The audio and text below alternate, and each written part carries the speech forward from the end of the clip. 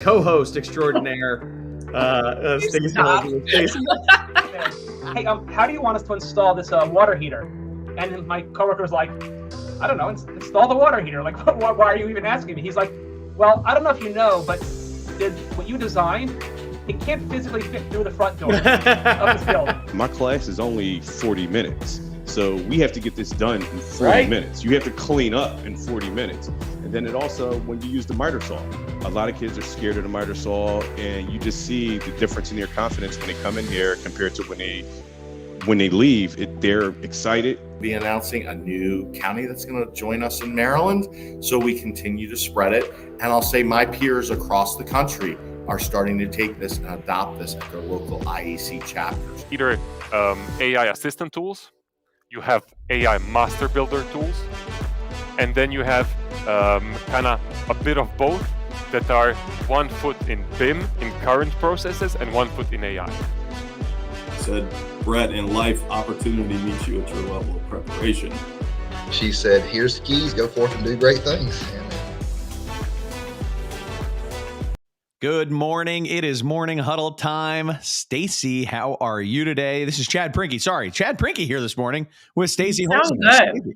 That microphone. That's really, I got a little thrown off this morning because I'm kind of geeking out on this new mic. Playing with your new toy. Yeah, it's so cool.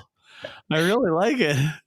Eric's got a cool toy too. I was really glad this morning when I'm setting this up too, because I was like, oh no, we're going to have a guest that's got a way cooler microphone than me. That's okay. And it may be cooler. I'm not sure because I'm not a microphone expert, but Eric's microphone does look pretty damn good. I think we have the same brand. Is it that it's the Shure thing? Mm-hmm. Mm-hmm. Right? Yeah. All yeah. right. I will say that I've been using these mics now for well over a year, probably a year and a half ago. But I mean, I can tell you that when I first started out doing content online, the guy who used to edit my content, he would complain about my mics and the sound. And he was like over in like somewhere in Western Europe. And he didn't speak English, but he would rate my sound quality from like good to like pull my eyeballs out. And so I always get pull my eyeballs out red from so I learned to change mics really quickly. That's good. It's good. I mean, it's so all right, here's a little known fact. Stacey, you might know this. I don't even know if you know this. So from 1999 to 2007, I was the singer of a rock band. Facts. Nice. What was it called? Let's not go there. It was called Quarry, Quarry, and our stuff, I believe, is still on iTunes. It used to be. I don't know if it still is, but it was awesome, a lot of fun. So I know a little bit more about microphones, but not the studio mics. I just show up at the studio and cut the album. I didn't do anything with the microphone, but those stage mics, man, I know an SM57 and an SM58 pretty damn well. All right, you give us a little taste of your past songs. Yeah, sure. Okay. So I wanted to. This is an interesting icebreaker. This whole experience has been an interesting icebreaker. Let's stack on top of it. So right before we were about to go live, Stacey says to Eric about putting a chip in someone's brain, and then they did this yesterday. I said, well, you're going to have to update me on the news. So if you're not familiar, we'll update you on the news here live. Stacey's going to bring us a live news, breaking news. Breaking news. For some context, Eric was saying he wasn't feeling good and his throat was all scratchy, but his brain was still working. And I said, is that because you got that new chip installed? So what happened? What's this chip? So Elon Musk, I guess, got it into someone yesterday, and I don't know how successful it is, but I think it's for people with immobility, and that's what they're shooting towards. But it's scary, I think. So we're currently at the help people to enjoy better lives who are challenged in some way stage. We're not in the superhuman stage. No. I think that we are in a superhuman stage because And just for the record, while you were in your rock band, I was studying engineering. So you were out having a good time, and I was supplanted like in a bunch of books, right? So I was figuring out every which way to do calculus through statistics and everything else. So, nerds, Eric. I know. I promise you. That's why I tried to quit engineering after the fact. They wouldn't let me.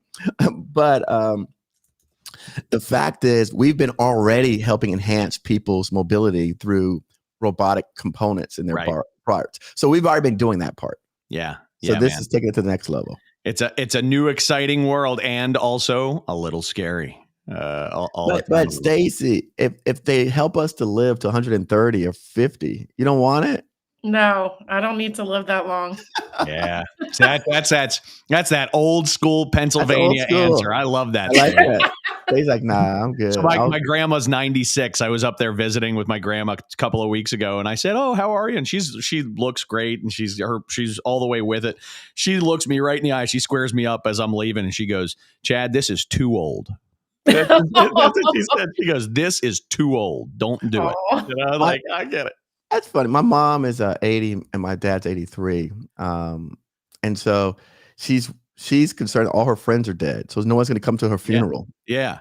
Think about that. You're wondering who's going to come to your funeral. I don't have those thoughts in my mind, Chad. No, I get it. Hey, Eric, it's there's you can you only have the present. Am I right? Right. Yes. You have the present. That's all we got. So let's use that present right now. I want to today we're going to talk about government contracting. We're going to talk about that with Eric, who you can tell is a very dynamic, fun guy. And I really loved the conversation that led up to this and looking forward to getting into it today. So I want to frame this up a little bit for our audience. When I was talking about government contracting, I asked Eric, right out of the gate, kind of a question that I think will help to answer maybe some people's questions coming in. Are you talking about federal government, state government, local government, municipalities? What kind of government contracting are we talking about in here? Yeah, so today I want to focus on the federal government. We can address issues and questions as it relates to state and local municipal government. However, I primarily teach federal government contracting, and there's a reason for that, and we can get into that. But primarily, we're discussing federal contracting. All right, cool. So Eric is the founder of GovCon Giants, and he really partners with companies who are trying to make it happen in the federal contracting space. And he has an awesome YouTube channel. I want you to check that out. I'll pop this all up on the screen here, GovCon Giants, and then YouTube, Coffie. He's got a following, and obviously, I think the microphone may have helped with the following. But what is the difference between working for the federal government and state and local governments? What is the fundamental difference? So there's a lot of differences. I actually made a video specifically just addressing that because there's some major ones. But I would say the fundamental difference for me is that, one, the federal government, regardless of what state you're in, if you're working on a federal facility, the majority of federal agencies follow the same set of rules and laws. So if you learn that set of rules and laws one time, you can take that to your state, your respective states, and operate. With the exception of a few agencies like the FAA, they have their own rule book. But for the most part, 95, 98% of the majority of all federal agencies follows the FAR, right? And so for me, that makes it really easy to, once I learn that one set of rules, then I can comply. Now, clearly they're complicated and there's things, but it's when you, like, for example, I live in Palm Beach County. I'm from Miami. When you look at Miami-Dade County, you look at Broward County, there's 35 municipalities. They all do things differently, right? So one clear example for people who don't understand what that means, if you look at, for example, let's say abortion, right? How that state by state that differs. That's the same thing with contracting. So that's something that people can visualize in their brain, right? That's an issue. Yeah. And the first time we've ever talked abortion on this show. That's yeah. I like that example. Because people say, well, how's it? Well, look at abortion. That's an issue that differs from state to state. So construction is the same way, and contracting is very much the same way. And then when you get into municipalities, it differs. Right. Imagine it varying from city to city, from town to town, from county to county. If you cross over one line, like you go a mile, and it's a different set of rules. You go 2 miles, it's a different game. And let me give you, since we're talking about construction here, let me tell you why that matters, right? Because for me, as a construction contractor, I'm licensed in the state of Florida to be a general contractor. However, when I work on federal facilities, you are not required to have a general contractor's license. So imagine this, the state requires me to have a license to do construction for municipalities and for cities and for the state. But when I go on a federal facility, they don't require me to have a general contractor's license. Fascinating. Think about that. That's a huge distinction, Stacey. Think about that, right? That's something that just blows people like, wait. I said, no, because at the federal level, you don't pull permits to do the construction work. Okay, got it. Okay, that follows. So I get that. Yeah, so you have a license, so you can pull permits to start doing construction. Now, there are some exceptions, right? We can get into nuances because someone listening say, well, if you're doing underground, yes, if you're going to do some underground work, we're going to tie into like a city facility, then yes, you got to pull a permit because you're digging under the pipes, you tie into the city's municipal lines. But when we're erecting a building, I don't pull permits on federal grounds. I built hangars before. We pull 0 permits. Yeah, someone who's new to contracting with the government, construction particularly, they come out there and like that's not part of your proposal. That's not part of your submissions because all of their stuff, for example, have you heard of the U.S. Army Corps of Engineers? Of course. Yep. They're the ones that do all your inspections. Yeah. So there is no permitting requirements with them.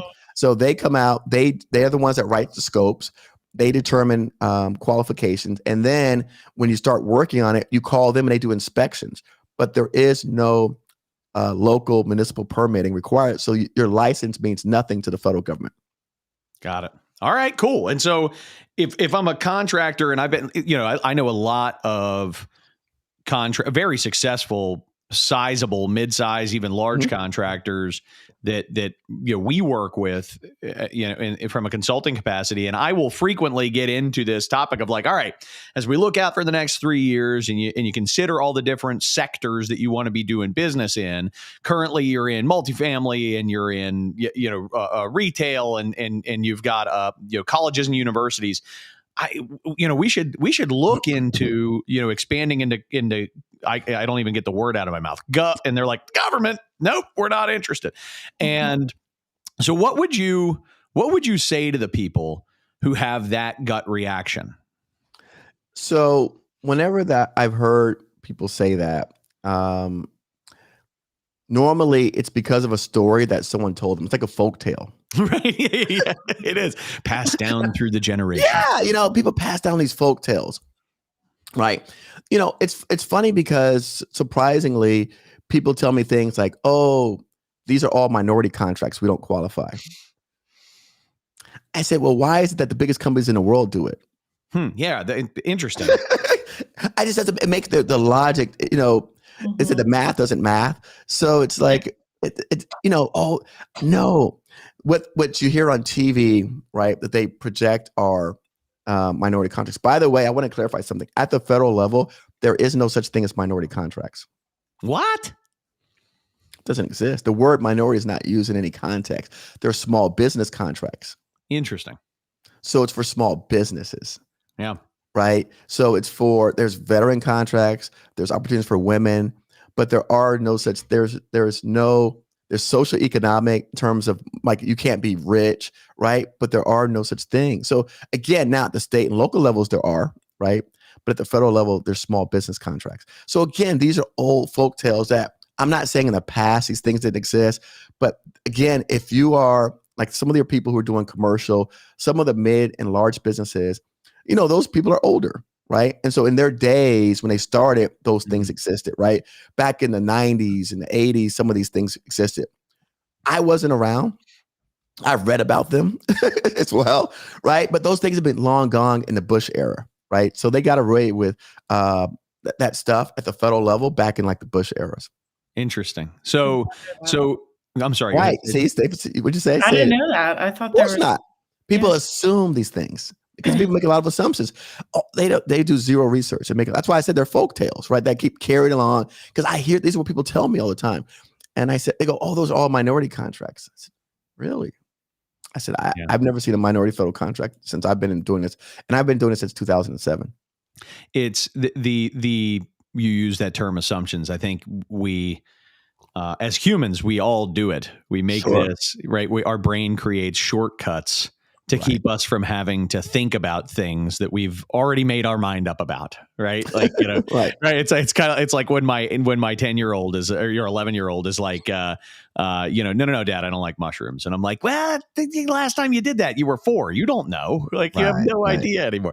And it's time to refresh that. It's time to refresh your understanding and get a new data point. Which we did and confirmed he does not like mushrooms. But there's I think your message would be slow down, do some research, dig into it, don't make assumptions. Right. And that's maybe where you come in, right? Like absolutely. Talk a little bit about what you do for contractors, and specifically talk about the construction community. So one of the things the reason why I do what I do, because I find that, so I never served. I never went to the military just because people always ask that question. But I feel like this is my service. Our government needs us. They need more industrial base. We've lost our industrial base. We need better quality companies servicing our government. We always talk about, right? Like, where's our taxpayer money going, right? And we all claim that we're concerned, but if you're choosing not to do business with the government, you're part of the problem, right? If you've got a great quality company, you're doing excellent work, and you have shown that you can compete in the private world, I feel like it's your obligation to come and support our government, because one of the things that's happened over the last 2 decades, our industrial base has shrank. So the last 2 decades, we went from 120,000 small businesses supporting our government to 65,000 supporting our government. And no one has an answer for that. Wow. And so we don't see that as a huge risk. I do. We saw it during the pandemic. What happened when we relied on other countries for our goods and services. And so I tell people that the government doesn't get the best people. They get the best people that come to them. And so if you choose to stay away and not support, you're part of the problem. Well, and you just heard what I said, which is I work with lots of really great companies, mid-sized and even large companies who have made that decision. I have never taken the guilt approach, Eric, but I'm going to try now, I really do think there's validity to what you're saying. It's kind of like not voting. It's kind of like it's not participating in our structures. Right. And okay, if you've gone in there, you've looked at it, you've spent time researching, talking to people and evaluating it, and come out with a well-informed decision that you're not a good fit for it. I agree. I'm okay with that. Right. Yeah. But we cannot. But because I'm so ingrained in it, to the point where these federal agencies know me, and I go to the conferences, I go to events. I'm exhibiting an event next week for the largest small business contracting event in the country. When I go there, I meet federal agencies. They regularly complain they can't get contractors to support their missions. This is a huge complaint. So when we see that Boeing and Lockheed Martin, Northrop Grumman, and all these people are basically overcharging the government, we hear about these $500 toilets and $2,000 screws. Well, nobody else is bidding. Right. So what do you want them to do? What do you want? So when we talk about the government and we look at the biggest budget item is Department of Defense, and we look at the amount of wasteful spending, right? We talk about fraud, waste, and abuse. The government can only be blamed so much. There's only so much they can do. They're human beings. They might make $80,000, $90,000 a year, right? So what I found when I looked at, for example, and again, I'm a construction guy, when I looked at state projects for affordable housing, the government people did not weren't the ones that caught the cheats. It were other contractors that were catching the cheats. Yeah. And they were the ones catching each other and helping to keep the things balancing in check. It wasn't the state of Florida doing that. They didn't have the bandwidth. It was other competing companies. So if we are not the competing companies that are offering up alternatives to help the Corps of Engineers better do their job, well, don't complain. I love it. It's a great message. I want to pause for a moment and talk about a couple of our awesome sponsors who help to make the Morning Huddle construction show a possibility. First, I want to talk about Katz Abosch. Katz Abosch is a really strong accounting and consulting firm in the Mid-Atlantic. They really know construction. Their client base is made up largely of contractors, and the folks that I know who worked with them are extremely thrilled. So reach out to Katz Abosch for accounting support. And then also I want to talk about Lawrence Law. Lawrence Law is a boutique law firm that really caters to the commercial construction community. They work with small to mid-sized contractors for their daily legal needs, as well as the big legal needs that pop up through the course of business. So I wanted to call those two folks out. Thank you for your support. So I want to pivot, Eric, to you talking about what are the opportunities, what are some of the things that contractors can get excited about. So you've hit on this idea that, like, hey man, educate yourself, open up your mind, don't limit yourself through assumptions. Right. Start hitting it with some facts here. Yeah, what are also some opportunities we should be excited about? Also, chat, don't put the state and local into the same bucket as federal. Right. One of the other distinctions I want to make, Stacey, that's really important.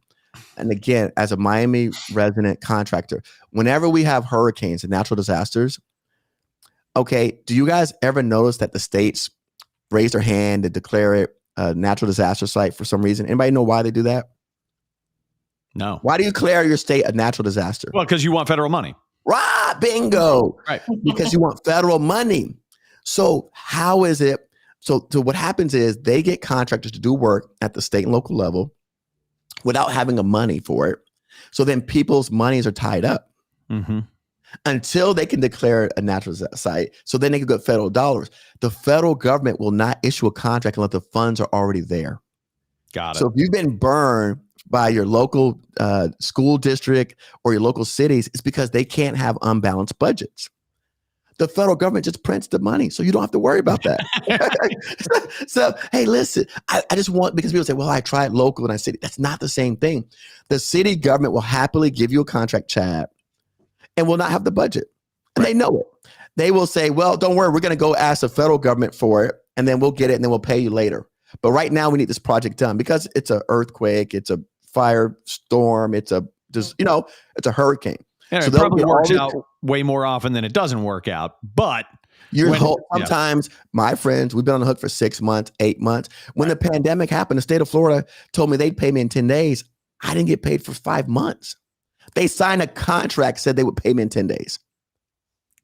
This is during the pandemic. So, but they can lie to you and deceive you because, unfortunately, that's the kind of things that they have to do to operate, because they can't not pay police officers and firefighters and teachers and all this stuff. The federal government will not issue a contract unless it's fully funded.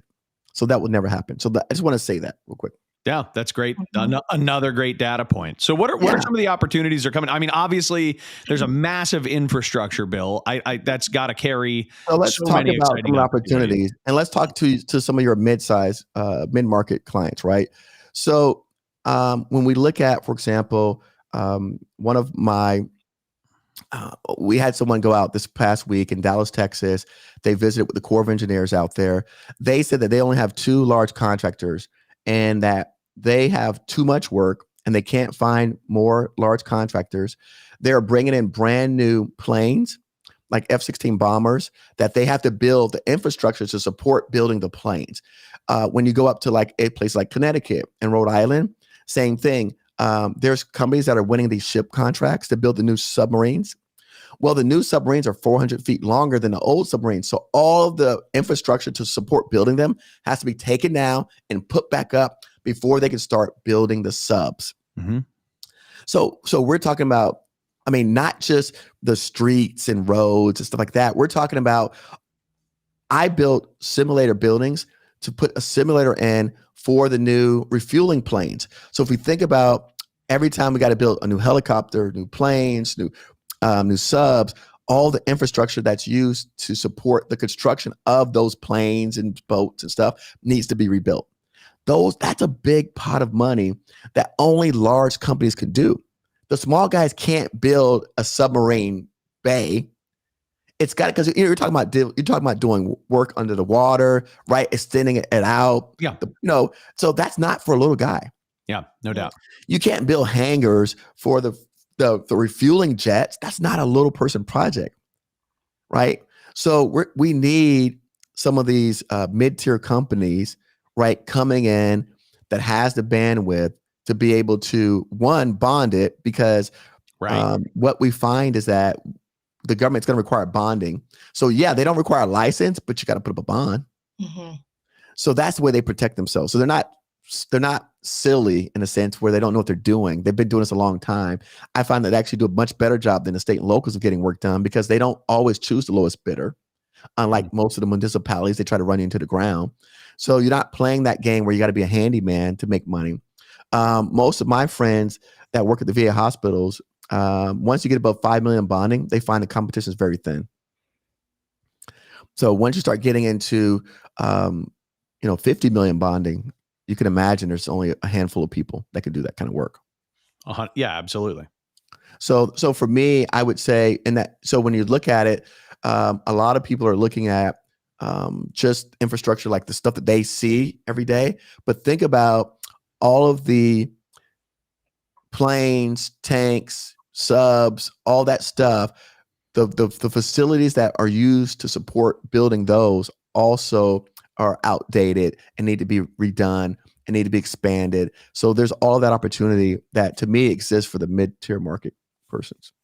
Yeah, that's a lot of, so we don't think about that, right? No, we don't. It's kind of like a second level of projects, but you think about the massive projects, and then you think about the small business set aside projects, but you tend not to think about this giant pile of mid-market opportunity. Right. So that's one thing. The second thing that I would say on the innovation front, a lot of the funding that went in the infrastructure bill also went for like clean energy, right? So Department of Energy got a big pile of money. They actually stood up a brand new agency with $6 billion in funding. So it's a startup, a government agency that was stood up last year. It has $6 billion in funding. And so we're looking for things like, for example, low carbon concrete. I've heard that they can't find that anywhere. The companies that do it are few, far, and in between. So if you've got a concrete plant, and you want to know, or the technology exists, but unfortunately, the people that usually own concrete plants, again, they're older, so they're not looking at converting it because they're like, "Hey, we make a bunch of money, we don't need to do anything." Well, and so this is not being specified commonly all over the place. It's not, right? This stuff doesn't make the news, and unfortunately, and I promise you, I beg these people, but when you talk to federal agencies, they go, "We don't have a budget to advertise and market all this stuff."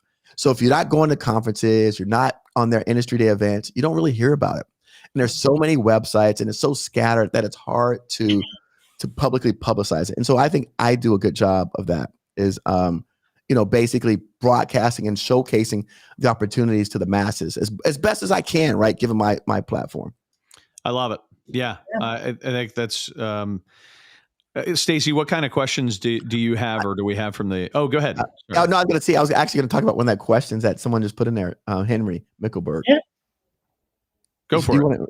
No, it's funny. So he talked about SAMI. So SAMI actually is Society of American Military Engineers. It's actually for anyone who's in construction that wants to do government contracting. It's the best place to be. And so he had a crazy run of U.S. Corps of Engineer work back in UK in the 2000s. So, like you said, once you know the rules of engagement club, there you are, great opportunities. They literally use the same people. So if you do a good job, they'll keep you around. They won't. They're just basically feeding you work and unlimited work. Right now, there's also huge opportunities, Chad. The Corps of Engineers just stood up a brand new, I guess they call them sub entity called Viper for the Virgin Islands of Puerto Rico. The Virgin Islands, when they had the hurricane, I think it was 8 years ago, they've got probably somewhere $8 to $10 billion in funding. They haven't used $1 of it. They can't even find people to go over and do work. Wow.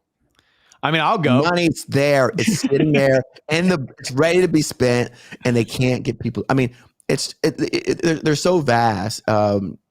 It really, I don't even know, because the people that are in this are swamped with work. And then the rest of the people, again, middle market, we're not talking about small business, because at the small business pot, right, there's a lot of people like looking for really like $10,000, $100,000 projects. When you start getting to the bigger projects that require more bonding, it's just not enough people to help. Yep. For the contractors that aren't doing government work now, like, where do they start? What are the steps that they need to take? So I would say specifically construction, or everyone. So yeah, specifically construction, and imagine they're currently commercial contractors, and they're not touching any government work. What's I would say to join SAMI, that group that the guy just mentioned. Nice. Okay. So I would join SAMI. If you're doing commercial work, right, and you're in construction, there's a SAMI, Society of American Military Engineers, right? I would join. They have local chapters in every state, most cities, and I would join SAMI, and they will start talking to you about the different opportunities that exist. That's the first place I would start. Love it. That's great. Okay. Is the process to get set up and everything in the system, is that also like pretty daunting, or? No, it's super easy. Okay. Anyone can do it. And literally, Chad, how old's your son? I have 3 of them, but my oldest is 11. Oh, he could do it. I don't doubt that. He's brilliant. Yeah. Well, Chad, that's not. I didn't want to use a brilliant kid. No. All right. Well, my dumb one's 4. I don't want the brilliant kid. That's not setting the bar too high. That's awesome. You know, I mean, it's not fair, right? Then the kids, they're gonna be like, oh, well, of course it's like he's brilliant. Of course, the 11-year-old genius can do it. If Doogie Howser can do it, right? Come on, Chad. That's not what I want. Yeah, that's not fair. Yeah. But an average 11-year-old could do it. An average kid can do it. I love it. And you're saying the competition is not that fierce, right? Because that I'm number saying that when you get above a certain bonding level, right? So again, it's right. The competition is very fierce when you get at the bottom level, right? So at the small business level, it's really fierce, because that's where, most people are playing down there. That's where they need and that's where that's the whole intent, is to set aside work for people in that, stage of their business who need help. So that's why that business is set aside for those folks. But I totally understand what you're saying, is that once you start to have jobs that have a $50 million, $100 million bond that need to be pulled on them, there's not people who can do that work. And probably the giant contractors, the Bechtels, they're there. They're killing the world. They're in there, but are they going after a $100 million project or a $50 they're not. Million right. So Bechtels are not correct. It's too small for them. They don't care. They don't want that one. Yeah. No, I mean, yeah, like you said, you've got Bechtels, you've got Jacobs, and those guys, the big engineering firms, right? Those guys are, but they're that's why I said middle market, right? Those guys are the largest. It's awesome. We have a question in the chat from Carl. Stacy, can you field that one? He said, I'm looking to bid an out-of-state construction project, but we don't have experience in the field. Will it be possible to win? Yeah. Absolutely. Okay, so talk about, you don't have to have experience in the state that you're doing the work. You don't have to have. Remember, the federal government is not looking at that. It's federal land. See, we keep trying to compare federal to state. So oftentimes, what will happen, right? When I'll tell people things. So let's say, for example, Stacey, what state are you in? Maryland. All right, you're in Maryland. So the majority of our contracts that are won, right, and let's say Rhode Island, come from Maryland. Because it has nothing to do with the local base. Because if you're a local, but you're not registered in the federal system, they can't give you the work anyways. Right. Okay. Does that make sense, Chad? Yeah. So it's irrelevant of where your state you're in. Look what the person, Barbara said, I work for Parsons. Can you touch on a little bit of partner and meet them in small businesses? See what I'm saying? So the large people like Parsons are looking for this kind of stuff. Yep. This is what happens is that they're also complaining that they can't find good people. This is what I hear. This is not me saying this. This is what people are saying to me. You're just bringing bringing it forward and making it public and putting it on a YouTube channel. Yeah, Google it and look at Congress and industrial base. Just Google this stuff. There's articles about the small business group within small business within the White House talks about this under the last several administrations. This is 2 decades. So how many administrations have we gone through in 2 decades? So talk about partnering with medium and small businesses. So I get the picture in my mind. You've got a large company like a Parsons. They are looking for partners. Why and how does all that work? All right, so let's talk about that. So I do have. So Parsons is a really big company. So let's talk about partnering first, right? Yeah. So if I were starting out, and I was a middle-sized market company, there are some other organizations that you can partner with that are not quite as big as a Parsons, that are also large, but that are more small business friendly. So sometimes organizations like Parsons, and we'll talk about Parsons because she's coming from the top down. I'm talking to my guys going up, right? Some of us still, we can't afford to wait 3 months, 6 months, right? So sometimes when you get the large businesses, now the government, by the way, on the federal government, if you are the prime contractor, meaning you hold the contract with the government, I've been paid in as fast as 10 days. So that's another myth I want to dispel, right? Not like state and local. Federal government on construction projects will pay you 15 days to 30 days. We're talking about progress payments, not your final bill, progress payments. Yep. Right. So again, just want to debunk some of the myths out here, Chad. Sometimes, however, if you work for some of the larger businesses, they may hold the money for their own reasons, but the federal government did not hold the money. So I just want to say that to people listening to this, because again, I've heard all the different scenarios people are going to throw at me. Well, no, I worked at this. I go, okay, but were you working directly for the Corps of Engineers, or were you working for, I don't want to use Parsons, let's say Gilbane, right? Because so if you're working for Gilbane, maybe Gilbane held your money because you didn't do something that complied with their regulations, not with the government. Different scenarios, understand? Yep. So I would recommend, if I were starting out, to look at working with, first of all, I would say reach out to us because we can help you navigate some of this waters and pick like good and better companies to work with, right? Because they're not all made equal. Because now you're dealing with some of these large businesses that have been known to do some things that are not above board. So let us help you with that. But I would say start off looking at tribal organizations. So tribal organizations within the federal arena are large, right? Many of the Alaska Native tribes do $3 billion a year in aggregate revenue, but by definition, they're still considered small business. Now, and by the way, when you say they do $300 million a year, no, $3 billion, $3 billion with a B. Got it.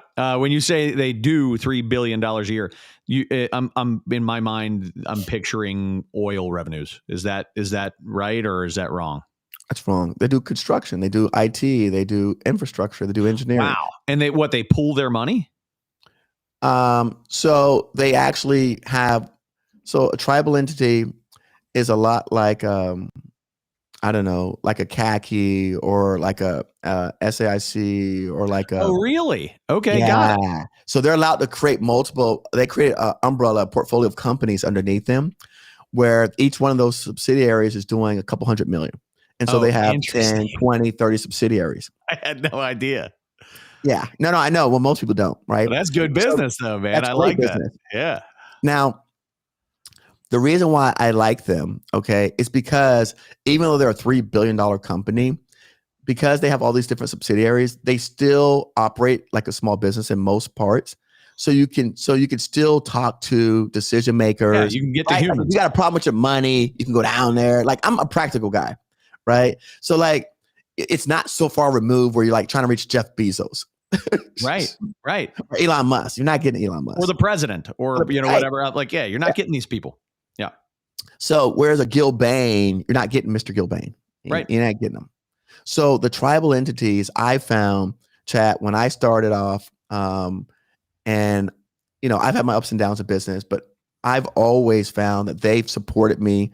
They've given me a chance. They will give you a chance even without bonding. If you could come in and do high quality work and you know your stuff, they will give you a shot.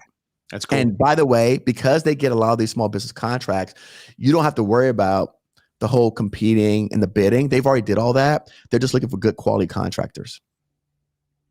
Eric, I could talk to you basically about anything all day. I found. I love your read style, my friend. I love your Barbara's style. quote. Read Barbara's quote at the top. What's Barbara's quote? Read it.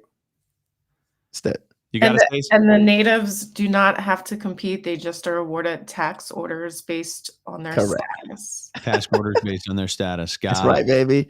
That's right. She also said that So there's money there. in 10 days or less on some of the contracts actually give a 10%. Thank you. discount. See there, chat. Barbara knows her stuff. She's I like this, Barbara. That's but again, I like when people are there. This is what I'm saying. These are why I said research the industry. If you don't know, you should dig into this stuff and learn. Man, so many places to add value, so many places to make successful business decisions, so many places to make money. I love it. Yeah. I just wanted to chime in real quick. So Justine had a couple things. We might have already answered it, but she said, is there a way to find out what construction projects are happening? And, she was thinking, is cold calling still a bad avenue to like break into that? No, I love cold calling. But I would say it's even better than cold calling. It's just go to the site visits. Okay. Like if you are in Maryland, right? There's right now, I know this because one of my clients is on the Andrews Air Force Base MAC. You know where Andrews Air Force Base is, Stacey? Of course. Go down. There's site visits every week, right? Put your name on the list. Go to a site visit. Meet all the contractors. You don't need to cold call. They're all there. Just go meet them. Take your business cards. Go shake hands. Join Sammy. Sammy has. When I was in Sammy at Space Coast, we're at the Kennedy Space Center, which is now called Space Center or something now. Sammy had monthly luncheons where all the contractors were in a room and we got a chance to introduce ourselves. I mean, we got a chance to stand in front of a room and present ourselves to everybody. Like Sammy is like $200 a year, guys. Mm-hmm. I don't have, by the way, I don't own Sammy. It's a membership association. I have no affiliation, but the easiest deals I've ever did came out of Sammy. Like this is what this group does. They were invented to help shore up the American industrial base. Like they were invented to help us back in the 50s and 30s when we needed to build roads and like that's why these people were created. We're not even utilizing the resources that are around us. I don't have anything to sell you. Going to have a separate conversation about consulting for the federal government. I'd love to learn more about that too, Eric. Sure. Be happy to do it. So this has been fantastic. Tons of engagement from the audience, and we really appreciate your dynamic presence on the show. This has been a lot of fun. Eric, I hope you wouldn't mind coming back and hanging out with us again sometime in the future. Hey, we're just getting started. I haven't touched on like a bunch of things. But I know. Okay. Well, I'm going to the website. I'm looking. I'm probably signing up for Sam. I don't know what I'm going to do, but I'm signing up. Let me say something else. GSA, General Services. Everybody heard of GSA? Mm-hmm. Yeah. So GSA, they're the largest manager of real estate in our country, right? All the federal courthouses, right? Stuff. They're looking for innovative solutions, right? To do construction using, right, saving energy, reducing carbon emissions. So if you have any type of solutions that you can offer, they're begging people to come and bring them to the forefront. And there's pathways that you could skip the line. Let me say this as another thing. I got to say this. At the federal arena, they only bid out about 50% of the contracts. The rest of the contracts are like what Barbara said. They're not bid. 90% of my contracts, I don't bid. I negotiate. Got it. You don't, so when we look at that in the stats out there, right? If you have a solution, if if I own a concrete plant today, Chad, I would totally change it over to low carbon. I would go to the Corps of Engineers. I would go to GSA and say, I've got a low carbon concrete solution. They would sign you up for a 10-year contract. So there's an opportunity right here, right now. You could probably do the rest of their buildings until think about what is our climate initiatives. When is it projected out? 2030? Yeah. Yep. You understand what I'm saying? Like, this is not going away. Doesn't matter who changes office. Doesn't matter who wins the election. These are things that, I mean, we're going to be doing until the cows come home. And so if you want to print money, then look at, yeah, but look, if you want to print money, you can do this. If you don't, then that's fine. Don't worry about it. I'm not knocking again, commercial real estate, Class A office buildings. That's great. Sure. But I mean, if I'm not mistaken, I think we're having a problem with some of the office spaces around the country, San Francisco, Maryland, New York. I've heard. I'm not sure. I read the feeds. This whole work from home thing that right, happened. So, but I've heard that. But the government, meanwhile, if you guys look, and again, some of the stuff may be controversial to some people, so I get it. But if you look at BlackRock and some of these groups that we all talk about, they're setting up the Ukraine Reconstruction Fund. Somebody's got to go back and build Ukraine. It's going to be, your tax dollars going to be involved anyway, so you might as well be a part to get some of it back. I'm a guilt guy, Chad. I'm going to guilt people until I'm going to guilt people until the cows come home. So yeah, you lean into that. I'm leaning into that. I have to. You know what? You ever heard the term that fear of loss is a greater motivator than opportunity to gain? 100%. I can't tell people, there's billions of dollars. That doesn't excite people. Right. No, you got to tell them how much money they're already giving away and that they have a chance to go get. Mm-hmm. Look up, do me a favor, chat. When you guys Google the Virgin Islands unspent money. Yeah. Anyone who's listening to this, Google Virgin Islands unspent money right now. Allocated, Stacy, sitting there. They're about to pull the funds because they haven't spent it. It's all construction. It's billions of dollars sitting there. They can't figure out how to use it. Crazy. It's amazing. Just Google it. Google it. And we're sitting here worried about they're not building more affordable. They're not building housing, and this is not going. And so let me say this. I don't want to get you guys. The reason why I got into this, I get excited, guys. I can tell you're on fire, man. I get excited. Listen, I used to bang on the desk, and people say, "Eric, stop banging on the desk," because that's another reason I had to change my mic, chat. I used to bang on the desk, and it would vibrate to my other mic. So this mic, it doesn't do that. But when I first started into this, it was when the market crashed in 2008, the recession, 2007. Yep. One of my really good friends, his best friend committed suicide. He was a concrete guy. He did a lot of school board work. When the market crashed, all the work dried up. He lost his business and he committed suicide. So if he knew about the opportunities in the federal government, he could have just transitioned his business to that. He was doing millions of dollars a year. So that's why this is close to me, because there's somebody else out there. When this market changes and they can't do building this kind of other projects, I don't want them to not think that there's other options out there. I love it. Yeah, that's why. Yeah, absolutely. So it's personal, man. Right. So I will never forget that scenario, and it plays in my head that if he only knew what other opportunities existed, right, then he could have just taken his business and went over here and applied, taking all the same skills and tools, and he had equipment, he had all this stuff, and no work. So, yep. This is great. Again, thank you so much for joining us. I do want to ask, where can I believe you mentioned that you have an upcoming live stream. I want to say February 12th. Do you want to talk about that for a second? Let me get the date. So let me not mess it up, the date. Yes, I have an upcoming live stream. I got to pull it up real quick, guys. Hold on. I don't keep my own calendar. So. And you also said you're on YouTube too, right? YouTube. Yeah, just follow me on YouTube. Okay.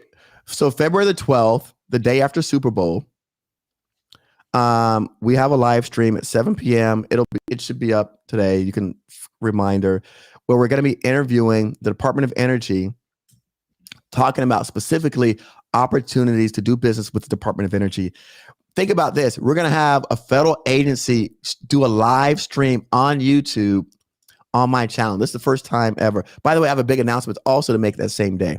I'll tell you guys offline, but I'll tell everybody on that line. So awesome. The Department of Energy is going to get on there talking about all their new programs and their monies, and the fact that they don't even have enough people to put out. Another problem the government has, they don't have enough bodies to put out these contracts fast enough because the baby boomers are retiring. Nobody wants to work for the government. And so they have more money than they have people to even put the stuff out fast enough. Absolutely. So it's not that they want to make these things bundled and bigger, but when you have $100 billion to put out to the streets, you can't give it out in dollar chunks. Yep. So I'm just, I just come to spread the good news about working with the government. I think they do so many great things. They get a lot of flack. Forget about Congress. Don't fall into the news trap and the news cycle. Let's put that stuff aside.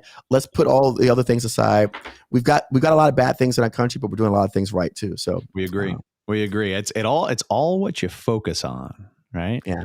If you want to find the negative, it's there. If you want to find the positive, it's there. Yeah. Well, we appreciate you helping us to focus on the positive today and helping us to focus on opportunities to get some of those tax dollars back. I think I love that message. Thank you again. Stacey, anything before we let Eric go? No, it was a pleasure to have you. And I hope people check out your YouTube, and I'm looking forward to learning more in your upcoming event. That's going to be awesome. Yeah. Thank you so much. I appreciate it. Keep doing what you do, man. And keep doing it how you're doing it. I love your style. Yeah. Thank you. I appreciate you guys. See you, buddy. Yeah. Thanks. See you guys. See everyone. Thanks for joining. Thanks. All right, cool. Let's wrap up here, Stacey. Before we do, I want to say thank you to two other sponsors. First is Sandy Spring Bank. Sandy Spring Bank is my bank, the bank of so many of our construction clients, and they really do treat your business kind of like they're your business partner, helping you to figure out how to get where you're trying to go. So when something like increasing bonding capacity would be a conversation to have with your Sandy Spring Bank representative, and they'd be a partner for you to help to make that happen. And then lastly is Marsh McLennan Agency. Speaking of bonding, when you want as a contractor to secure the maximum bonding capacity, you need somebody who's going to go to work for you. And I can speak personally to their ability and willingness to do whatever it takes to dig in and help their contractor clients to secure bonding capacity, to overcome issues with their bonds, and can't say enough positive things about Marsh McLennan Agency. And thank you for being a sponsor. So Stacey, next week we have Mike Henderson, who, this should be another really fun and dynamic show. Can't wait for that conversation. Mike Henderson and I and a few other people in Baltimore have actually been working on a kind of incubator for the minority contracting community, figuring out how we can pull all of these resources to help minority contractors to become really well-run, large, mid-size and large businesses if they want. Right. If they want to take that leap, and Mike's going to update us on the status of that and talk about how people can get involved on every side of that issue. So I'm really looking forward to that discussion. Stacey, what else haven't I mentioned that we should talk about before we sign off? If you want to get a recap of today's episode, there was a ton of great resources that Eric also shot out. Just make sure you subscribe to our e-newsletter, and you can do that by emailing me at Stacey, STACEYH at steeltocom.com, and we'll do the weekly recap with those resources for you. That's awesome. And you can also visit the morninghuddleconstructionshow.com, and that will steer you to all the different places where you can download and subscribe and follow what we're up to here. And I got to tell you, I'm feeling a lot of momentum. Thank you so much for your support of the show. Do me a favor and tell a friend. I'd really appreciate Stacey and I are trying our best to add value and help to bring positive change to the construction community. And every voice helps. So thank you for those of you who have been helping. Yeah. All right, Stacey, we'll see you next week. This has been fun. So this microphone might be my new best friend. I like it, but now I'm going to have to get one. I'm afraid so. I'm afraid so. And this is, it's not, it wasn't cheap, but it was, I think, worth it. Okay. All right. Have a good day. All right. See ya. See ya.